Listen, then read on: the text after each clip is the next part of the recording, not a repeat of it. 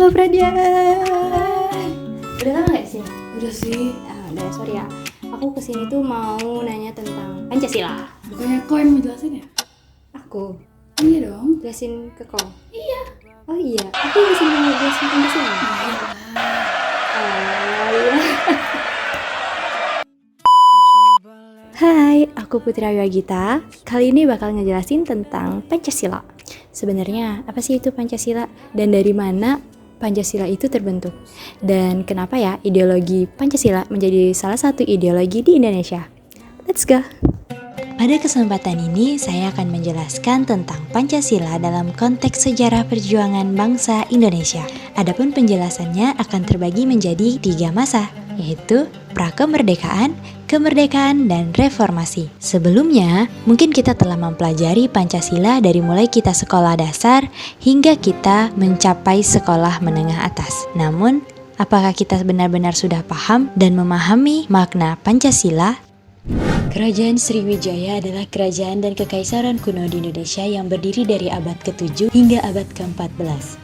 Kerajaan ini berpusat di Pulau Sumatera dan memiliki pengaruh besar terhadap budaya, perdagangan, dan politik di wilayah tersebut. Ibu kota kekaisaran ini diyakini berada dekat Palembang, seperti yang disebutkan dalam catatan sejarah. Pada awal abad ke-10, kerajaan Sriwijaya telah mencapai puncak kejayaannya dengan menjalin perdagangan maritim dengan pedagang-pedagang Arab.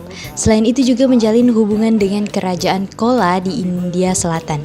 Hubungan tersebut tidak hanya bertujuan politik dan ekonomi, melainkan suatu upaya penyebaran agama Islam oleh pedagang Arab dan agama Buddha oleh pedagang India. Terdapat perdagangan yang disebut Tuhan Anfatafurah yang bertujuan untuk menyatukan perdagangan dan pegawai raja agar mudah dalam memasarkan dagangannya. Sistem pemerintahan meliputi pengurus pajak, harta benda, kerajaan, rohaniawan yang menjadi teknis pembangunan gedung-gedung dan patung-patung suci, sehingga pada saat itu tidak dapat dilepaskan dengan nilai ketuhanan.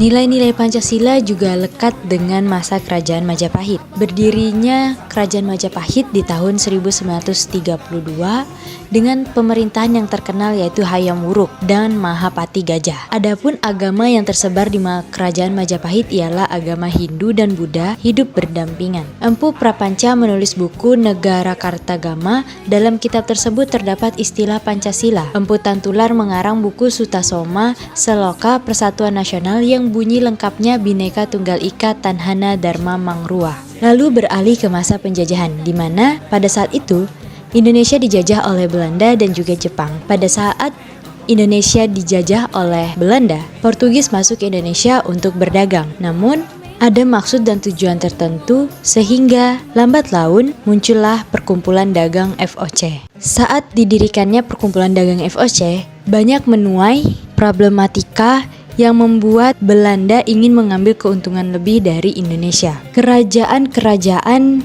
yang saat itu terhubung oleh penjajah Belanda mulai mengambil inisiatif untuk melakukan perlawanan. Salah satunya yaitu Sultan Agung Mataram melakukan perlawanan di tahun 1613 sampai 1645 dan menyerang Batavia pada tahun 1628. Dan tahun 1929 perlawanan tersebut menewaskan Gubernur Jenderal J.P. Coen dari pihak penjajah Belanda. Beralih ke zaman penjajahan Jepang, di mana pada saat masa penjajahan di Jepang ini, Jepang datang ke Indonesia lalu menjanjikan kemerdekaan untuk Indonesia. Saat itulah akhirnya dibentuk yang namanya BPUPKI. Dibentuklah Badan Penyelidik Usaha-Usaha Persiapan Kemerdekaan Indonesia. BPUPKI didirikan pada tanggal 1 Maret 1945 oleh pemerintah pendudukan Jepang selama masa pendudukan Jepang di Indonesia.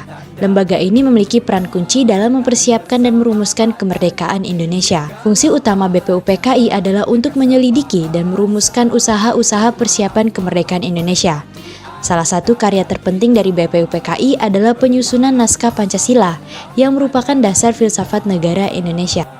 Selain itu, BPUPKI juga membahas masalah-masalah penting lainnya yang berkaitan dengan pembentukan negara Indonesia, seperti konstitusi, sistem pemerintahan, dan hubungan dengan negara-negara lain. BPUPKI beranggotakan pemimpin-pemimpin nasional dan intelektual Indonesia yang kemudian memainkan peran kunci dalam perjuangan kemerdekaan Indonesia. Hasil kerja BPUPKI membantu pembentuk dasar-dasar negara Indonesia yang baru, dan tanggal 1 Juni 1945 dikenal sebagai hari lahirnya Pancasila. Adapun ketua dari BPUPKI yaitu adalah Dr. Rajiman Widyo Diningrat atau bisa disebut Kaico. Adapun pembentukan dari PPKI adalah untuk mengkoordinasikan dan mempersiapkan langkah-langkah praktis untuk mengamankan kemerdekaan Indonesia setelah proklamasi. Lembaga ini bertugas mengevaluasi dan menentukan garis besar tindakan yang diperlukan untuk menjaga ketertiban dan stabilitas di seluruh wilayah Indonesia yang baru merdeka.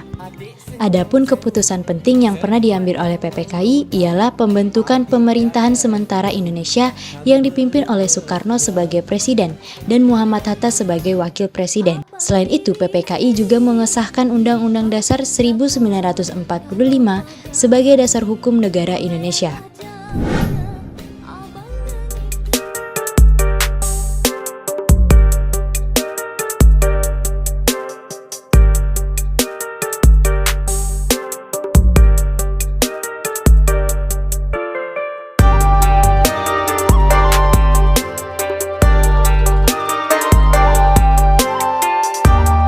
Itulah sejarah singkat ataupun poin-poin mengenai Pancasila dan perjuangan bangsa Indonesia.